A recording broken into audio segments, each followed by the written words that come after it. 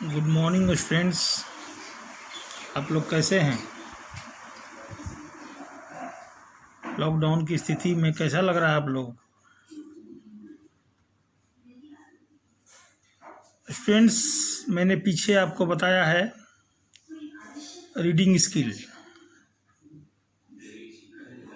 जो वाचन कौशल है उसके बारे में बताया है कि मौन वाचन क्या होता है, स्वर वाचन क्या होता है। ठीक है, इसका नोट्स मैंने सबको बोला था, बट आप लोगों ने सबने भेजा नहीं है। अगर नहीं भेजेंगे तो इसके हिसाब से आपको टेस्ट प्रभावित होगा आपका। दूसरा चीज़, अभी इसके कुछ पार्ट्स का हम डिस्कशन आपके साथ करने जा रहे हैं, जैसे कि स्वर वाचन की क्या विशेषता है। सबसे बड़ी विशेषता यह है कि स्वर वाचन करने से हम शुद्ध उच्चारण करना सीख जाते हैं, शुद्ध बोलना सीख जाते हैं, उचित ध्वनि का उच्चारण करना सीख जाते हैं। कैसे बोलना, उचित ध्वनि का उच्चारण, उचित बल या कहाँ पर विराम देना है, इसको भी हम जान जाते हैं। कहाँ रुकना है, कहाँ बढ़ना है, उचित लय एवं गति का प्रदान करना, उचित लय एवं गति प्रदान करना, कहाँ पर कितना तेज बोलना है, कहाँ धीरे बोलना है। वाचन जब कर रहे हैं तो किसे हम उसको सुर में, लय में उसको बोलें।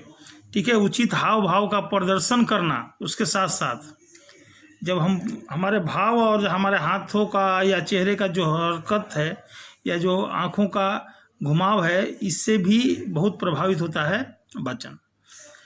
उचित वाचन मुद्रा प्रदान करना, अगर हम पढ़ रहे हैं तो हमारा मुद्रा भी सही होना चाहिए। वाचन के से क्या होता है कि अगर अच्छा से आपका अट्रैक्टिव रीडिंग होगा, फ्लुएंट रीडिंग अगर आपका अट्रैक्टिव है, तो इसका प्रभाव जो है आपको पड़ेगा।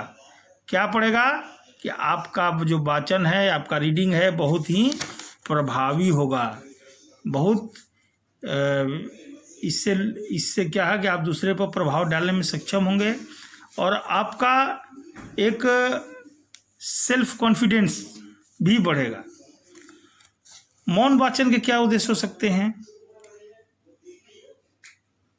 एक्चुअली क्या है कि मौन वाचन छात्रों की क्षमता को, पढ़ने की क्षमता को बढ़ाता है। जिसे जो मौन वाचन करते हैं तो हम बहुत तेज़ी से करते हैं, बहुत द्रुत गति से करते हैं अंदर से, चूँकि हमारा मुंह उसमें बंद होता है और हम थकते नहीं हैं। दूसरा, अवकाश के समय का हम सदुपयोग कर लेते हैं। अगर हम सोए हुए हैं या कभी बैठे हैं कहीं भी, या आकाश के दिनों में हम चुपचाप पढ़ रहे हैं, किसी को डिस्टर्ब नहीं हो रहा है।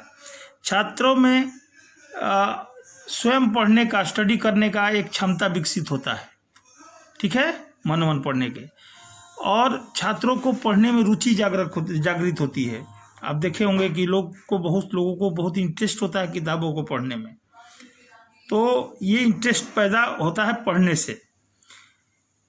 छात्रों को तीव्र गति से पढ़ने का अभ्यास हो जाता है। जो मन में हम पढ़ेंगे, मौन होकर पढ़ेंगे तो बहुत तेज पढ़ते हैं, और वो उसकी शब्दावली भी बढ़ती है। छात्र जब पढ़ते हैं तो नए नए शब्द से परिचित होते हैं और उनकी शब्दावली में वृद्धि होती है, और जो पाठ्य सामग्री है उसका अर्थ ग्रहण करते हैं और उसके भाव को हम समझने में सक्षम हो जाते हैं। ये है हमारा मौन वाचन का विशेषता।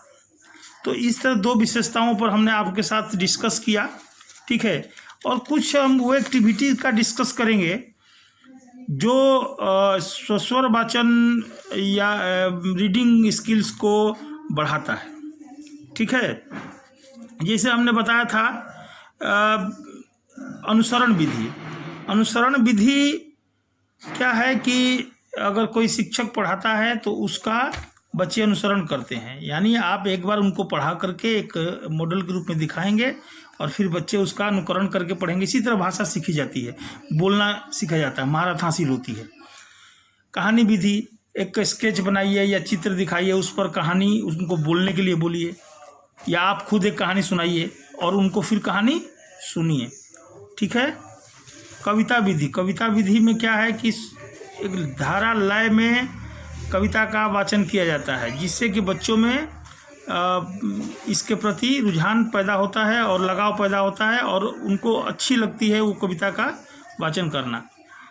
प्रदर्शन विधि मतलब दीवार पर कोई चित्र लगाया या कोई, आजकल तो स्मार्ट बोर्ड का ज़माना है, स्मार्ट बोर्ड दिखा करके उसमें प्रदर्शन करके उसके ऊपर कहानी या कविता बोलने के लिए प्रोत्साहित किया जाता है।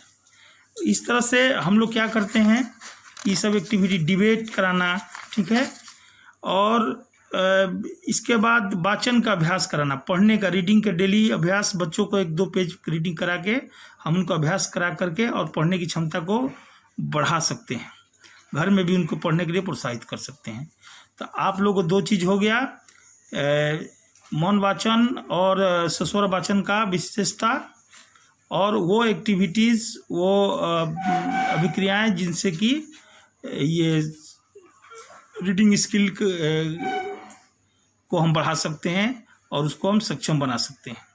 इस पर भी आप लिख करके हमको भेजेंगे, और जो पीछे हमने मौन वाचन और सस्वर वाचन डिटेल बताया है उसका भी नोट्स सबने नहीं भेजा है, उस सब लोग भेजेंगे।